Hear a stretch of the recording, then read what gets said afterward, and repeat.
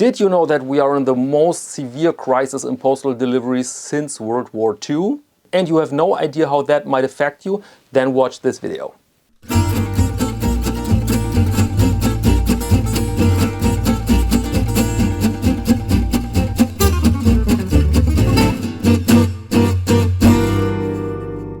Welcome to Caseback Watches. My name is Tim and this is a special episode upon request because people asked me what happened with the deliveries to the United States. Straps, watches, leather goods, everything is on hold, and people asked why, and I want to deliver an explanation, and I want to explain a bit the broader situation that affects everybody here. Not only me, not only you, it affects Europe, the United States and the world entirely, and it's making very little headlines, which I find crazy, and so I think this is a good timing for this video.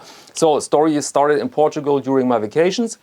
DHL wrote me that shipments to the US are on hold. They just said we cannot deliver any form of good anymore to the United States. And I thought, what is that? And they explained that the information they need about the new tariffs are not in place, they're not sufficient, they have problems to connect with US customs, and so everything is on hold. They actually wrote, until these processes are fully established, we must temporarily suspend shipment of goods to the US and Puerto Rico. We are working hard to implement the new rules and resume US Postal Service as soon as possible. That's 4 weeks ago. Unprecedented since World War II, really. I mean, during the COVID crisis, we had a bit of delays, we had cancelled flights, and some days it was hard to get something through to the United States and vice versa, but that they just say now, that's it. That's it. It's over. You cannot ship any goods to the United States. This is unheard of since World War II, really unprecedented, and so very strange that we don't see these major headlines. And this kind of letter, this kind of information came by every major shipment company in Europe and I think worldwide, because it's all the same situation for every shipping company. They are just not able to connect with US customs. They are not able to ship goods. And the consequence is, of course, that shops around the world have stopped deliveries to the US, and amongst them Casebackwatches.com. So I didn't do this out of frustration or anger. I did it because the postal service, DHL, said there will be nobody here to deliver your parcel. And to give you some numbers to illustrate that point, deliveries into the US dropped by 80% during the last weeks. And this leads us to a little foray. There are postal service and courier services, because people ask me, what's with DHL Express? I received in the United States a delivery by or from DHL Express. DHL Express is another company than the regular DHL. The regular DHL is for the big amount of goods, really, and Express is a courier service. They have a fast lane and always had a fast lane through customs. It's not a problem for them, but they charge you for that, of course.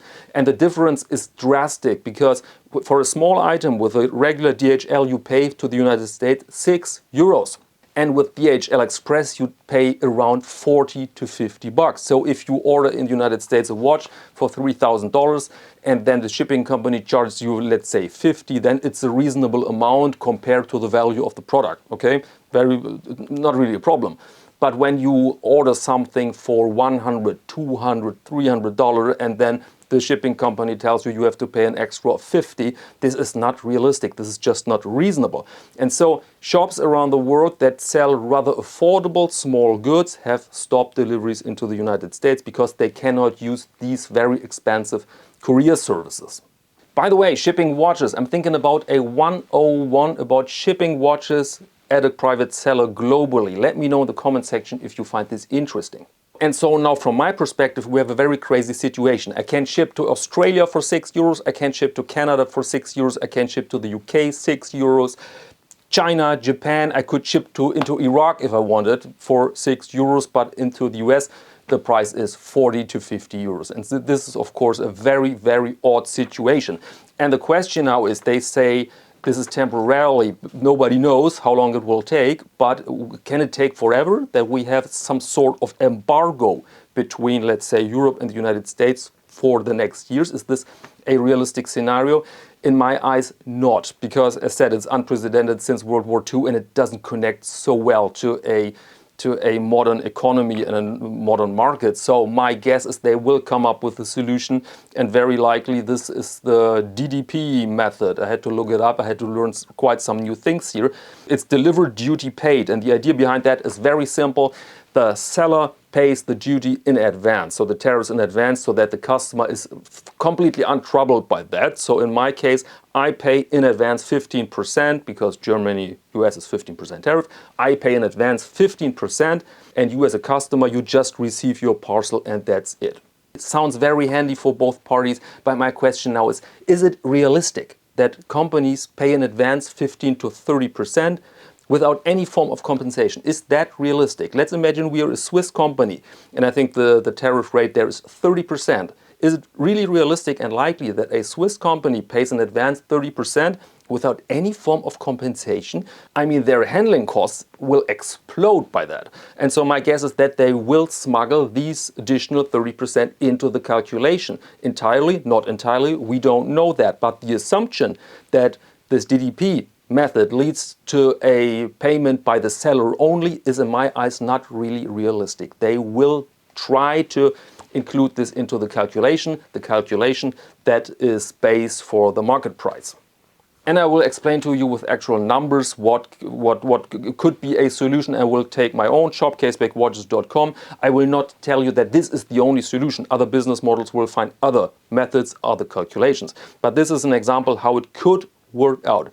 So we have a watch strap here, the number one, for 86 euros. Okay, 86 euros is the retail price.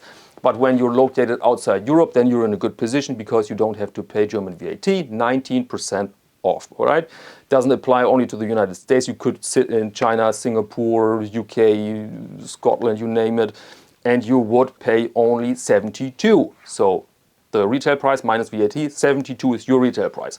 Shipping is 6 euros. So we have a parcel with a value of 78 euros. Strangely enough, tariffs are calculated with the entire parcel value. This includes the shipping cost. So we have 78 euros parcel value, and then we have a 15% tariff that will add extra cost of 12 euros roughly. 12 euros we have as additional costs now caused by 15% tariffs.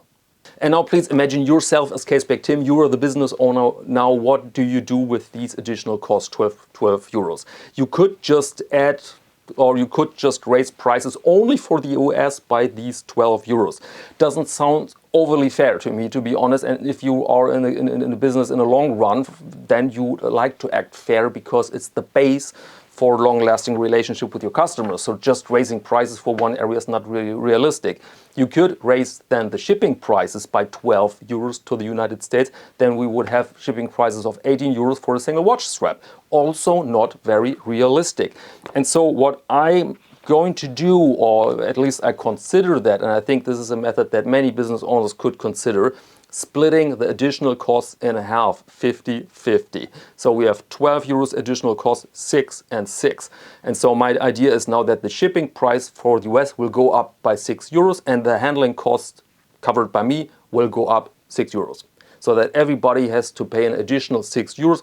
Not perfect, but I think for long-lasting products, that's okay. You don't have to buy a strap every year. That thing will last. Especially, or you buy a belt, that thing will last 10 years or so. You don't have to buy it every year again. So 6 euros additional cost is realistic. And I think most people can accept this, and especially with the knowledge that the shipping rates will go up 6 euros, but then you don't have to think about customs. You're totally, as a client, you're totally unaffected by customs. The parcel will just be delivered to your doorstep and that's it. Or let's change the perspective now. Let's go to the US. Imagine yourself as the business owner of a US company. We have that example here last week, Grimoire. And they are launching their South Beach. And they said the South Beach watch, great tank, by the way, great, very handsome watch. They said this is the highest price for one of our watches ever. And it's caused by high-end components like that La Jour Perret movement and the design and other specifications, and by tariffs. They are very open with that. I don't criticize this a second long. They are just very open with it. Tariffs are in place that Swiss-made caliber will cost more because of tariffs. And there is no way around it. And so they went the other route. They included the tariffs into their product prices. 100% or not, we don't know that, but they say very openly we have to raise the price a bit because of tariffs. Okay, and now a little foray. I'm sure you have seen an advertisement in the United States that a, let's say, British company tells you we ship domestically from the US into the US. So you cannot be bothered by customs and duties and everything. We will just ship like your local store to you. And at first glance, again, this is very handy because you're not bothered by customs. You don't have to pay tariffs. You're completely free of that stuff. But again, is this realistic? Is it realistic that the English company imports goods into the US and they pay tariffs in advance without any form of compensation? In my eyes, this is not realistic. We have the same scenario. We have this DDP method that they have to pay in advance tariffs and they have to put these tariffs into the calculation because it's a proper business. You cannot just have costs without declaration somewhere in your calculation. And then the next logical question is, of course, why do they do this? When they have to use that DDP method, they have to pay customs or tariffs in advance. If they sell from England or from the US, doesn't matter, doesn't change the situation. They have to pay these tariffs. Why do they open the branch in the United States, for example? And my speculation is, first, it looks good, it looks easy, and the second is returns. Imagine yourself as a company owner with a large amount of returns or a high return rate, and you are in England or in Switzerland, and then you have to return the products through customs backwards. You have to get back your tariffs paid in advance. You have a nightmare in bureaucracy, I can imagine. And so I think this is the real reason why many companies now think about a branch in the United States. These two reasons: look good and makes handling of returns very easy. But this is of course only an option for a very large company. There's a nice example here: Loc Boots. I'm a fan of Loc Boots. They go for between 300 and 400 euros, and I think they are worth it, and they have this great service. You can send in your boots to the UK, and for a new sole and heel, so your entire repair package, and you pay about 110 euros for that. At least it was the scenario before the Brexit. When I tried this last time, they wrote back and said we can not longer offer this service for Europe because it's just too complicated for us, and I absolutely bet they've lost clients by the hundreds by that. This is a big problem with large return rates. For example, I'm in a relatively good position because watch strap, the return rate is close to zero because we all know what we're buying. This is a very transparent and easy to understand product. You know what you expect. But if I was a business owner with a high return rate, I would be in big trouble right now. All right, and that's the situation we're in right now. And what bugs me a bit is that it's very bad for small players and it's just another issue for the big players. Because imagine yourself as the seller of a high quality product, handmade perhaps, and then you have typically a markup of 100%, let's say. And the other case is you have that gigantic company and you sell fashion trash with a markup of 800%. So this item that production cost is 10 and the retail price is then 80, for example. For these gigantic companies, they will find a way around it, but the small players, they cannot find a way around it. Again, the example, Loc Boots. And so again, we have the situation that the bill at the end is paid by small businesses and the customer, which is not perfect. I can understand when a government protects markets against global gigantic players, but I think they will find a way around. It was always the case that the big player finds a way around. The small business will just cancel the business relationship with a certain field area or a certain country, which is a shame, of course. And so, back to Caseback Watches, I will keep the impact low. I will share the additional cost 50-50, and I think this is a fair way to go. And I think we're human beings, we will adapt to that very quickly. It's not perfect, but at the end, I think we can live with that. All right, this was a very broad topic, and I'm learning here myself very quickly. I have to. So if you have corrections or questions, don't hesitate, put them in the comment section. If you have a bit of information, solutions, then share this with us. I think many people are happy to learn then from you. And of course, I will make a follow-up video when the situation is better and we have a bit of normalization there. Okay, and that's it for this video. Thank you very much for your attention, and until next time.